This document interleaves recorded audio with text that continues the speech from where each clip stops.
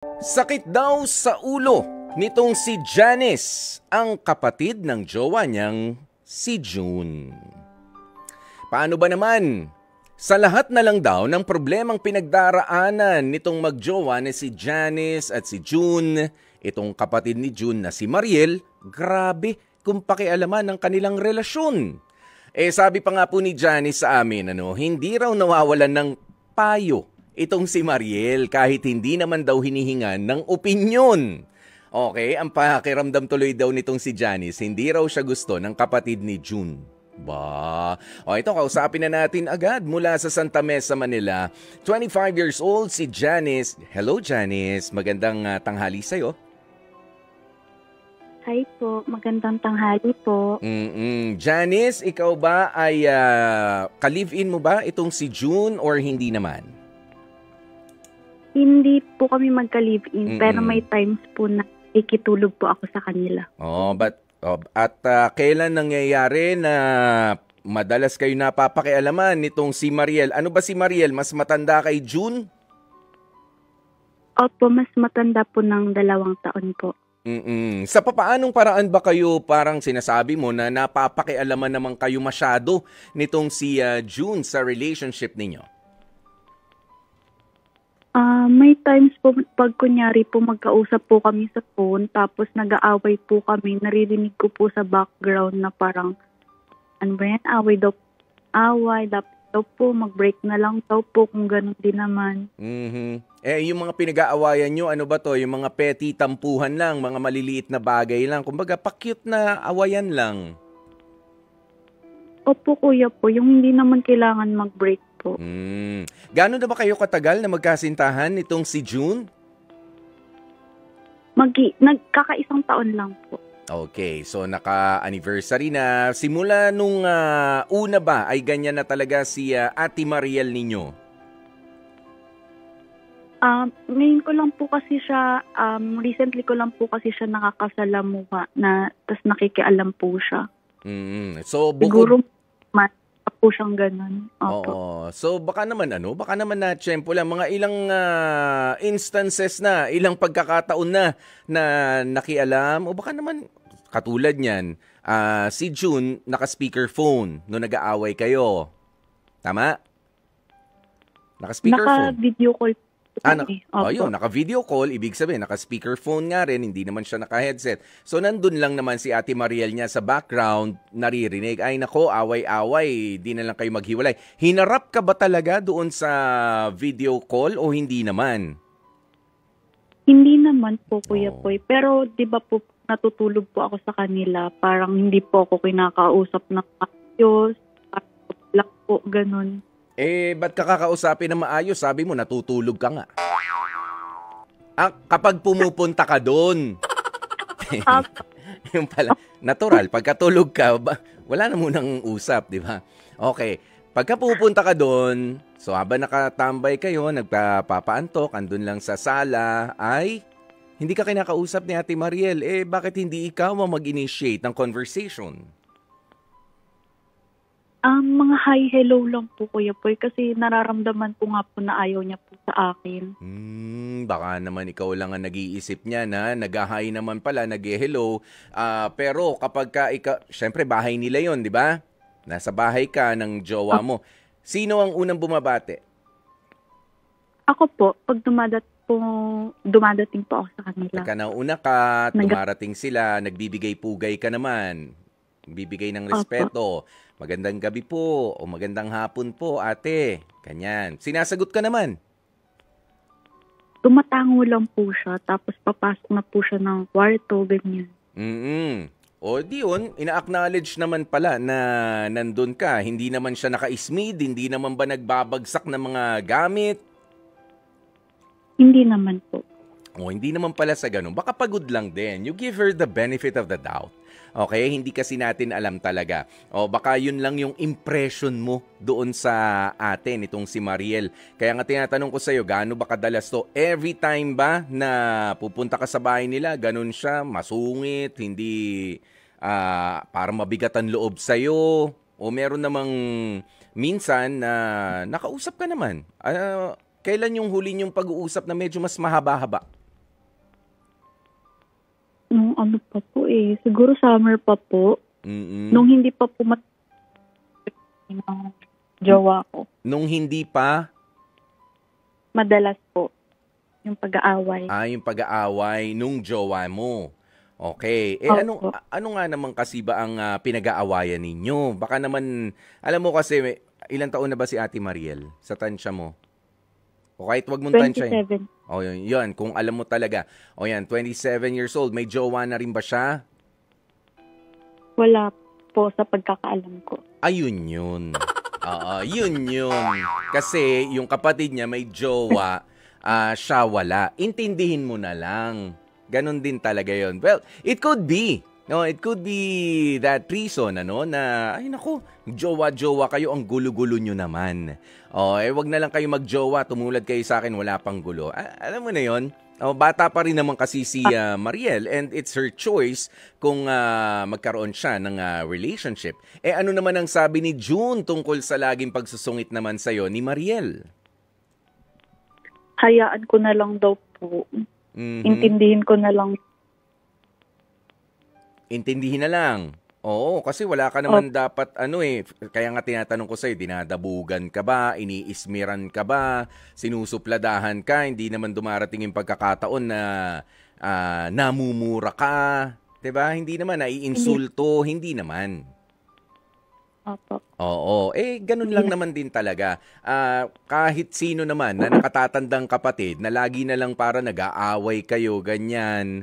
Ano ba yan? May kaaway ka na naman. May iba pa tayong mga gagawin dito sa bahay. Ganun lang yun. Kumbaga bulaklak lang ng dila niya yun. Yung sawayin yung mas nakababata niyang kapatid. Meron kang sinabi rito na madalas din na nagbibigay naman ng payo itong si Mariel. Kahit hindi nyo naman hinihinga ng opinyon. Tuwing kailan naman yan? Ayun din po yung pag nag-aaway po talaga kami. Ano nga Lagi po siyang... Mm. Ayun nga po yung ang babaw lang daw ng mga pinag-aawayan, maghiwalay na lang daw. Mhm.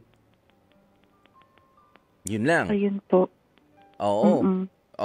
Ibig sabihin, legit naman yung payo. Ano nga ba mga pinag-aawayan nyo ni June? Ay, yung sa updates lang po, tsaka yung sa pag-inom-inom niya. Mhm. Ano bang iniinom niya? Alak ba o gamot? Alak po. Hindi kasi baka may maintenance na 'di ba? Na kailangan talaga 'yan tama sa oras din. Kung may maintenance, ako meron akong maintenance, 'di ba? Dapat tama sa oras yung inom ko. Kasi kapag sumablay ka sa oras, sasama yung pakiramdam. Sino ba sasalo kapag sumama ang pakiramdam? Di ba si jowa? Di ba ikaw? Kaya medyo magtatampo ka. That's a legitimate point na kayo ay medyo, ano ka ba? Kailangan ka pa ba talagang paalalahanan? Sige, away tayo ng konti. Ganoon.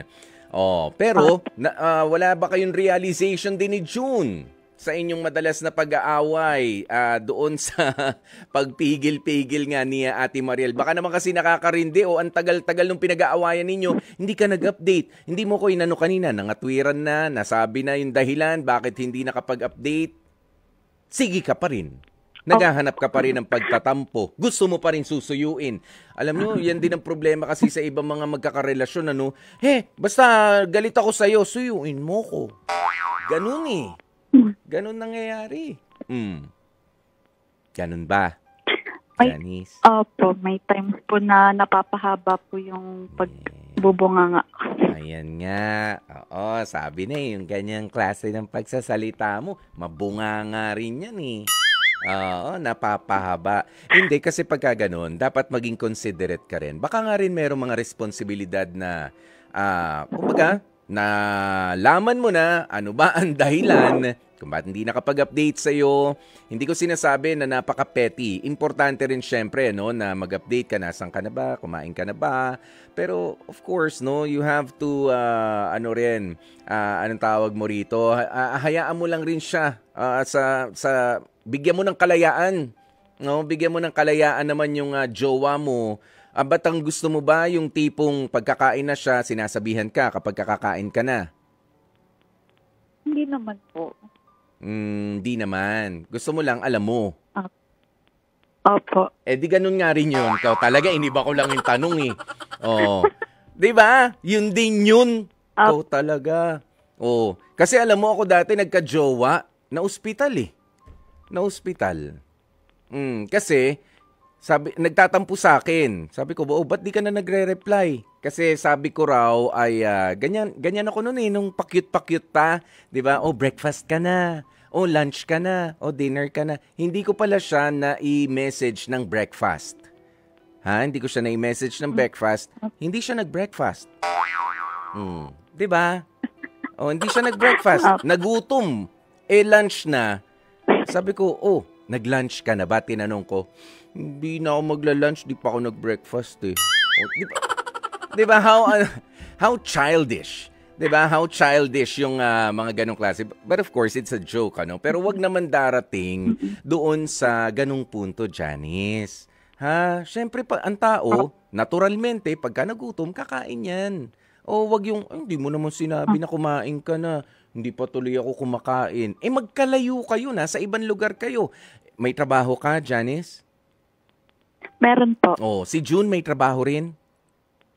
Meron din po. Magkaibang lugar, 'di ba? Magkakaiba yung mga kasama ninyo. Ganun yun. Hindi pa pwede yung sabay na sabay talaga kayo. Malay mo naman, tara sabay tayong kumain. Hindi nga ako pwedeng sumabay at ako'y nagga-grab. 'Di ba? Grab driver eh. Meron pang iyahatid. Meron kasi mga ganyan. 'Di ba? Sige, mamaya na lang, sabay na lang tayo. Kaya, may hangganan yung pagiging pa-cute natin, yung pagiging sweet natin sa mga partner natin. Eto, kausapin muna natin mula sa Valenzuela, si Ate Edna, para sa kanyang astig advice naman para sa'yo, Janice. Hello, Ate Edna. Ay, hello po, Kuya Poy. Ano ba ang iyong astig advice para kay Janice at kay June? Para sa kanila po, kunyari, kung pakikialaman sila ng ate nila, so dapat kausapin na lang ni June yung ate niya, no? Tapos silang dalawa, mag-usap din ng maayos. Silang dalawa, yung problema na yan is, silang dalawa lang ang makakasolve. Pag-usapan nila. Huwag silang makikinig kahit kanino, kahit pa sa ate niya. Dapat silang dalawa lang ang mag-uusap. Para ma-solve nila yung problema nila. Ang problema nga kasi, naka-speakerphone. Kahit na aksidente lang naririnig ni Ate Mariel, naririnig. Tama ba, Janice? Naka-speakerphone eh. Paano gagawin dun, di ba? Naka-June na po yan, Kuya Poy.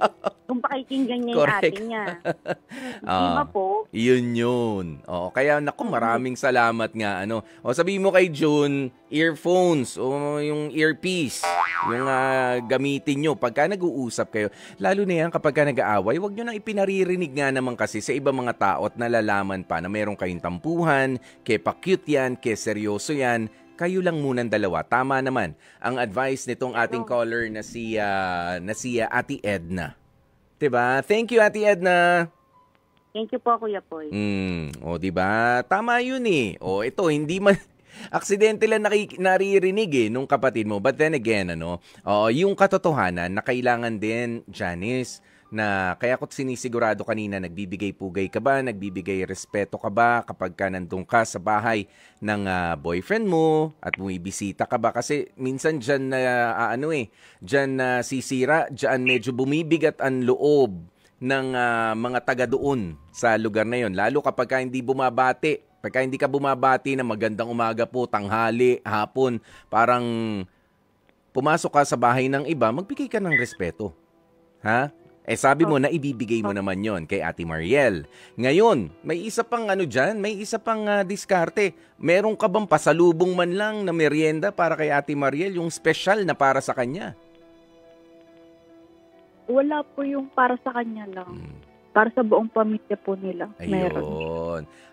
Para sa buong pamilya. Okay. Okay na yun. Okay na yun. Pero syempre, ikaw rin, kailangan medyo maging masigasig ka rin sa paglalambing.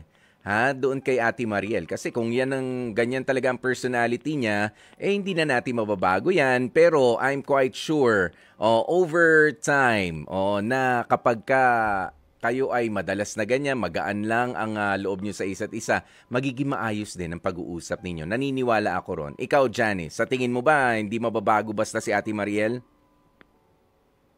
Sana magbago.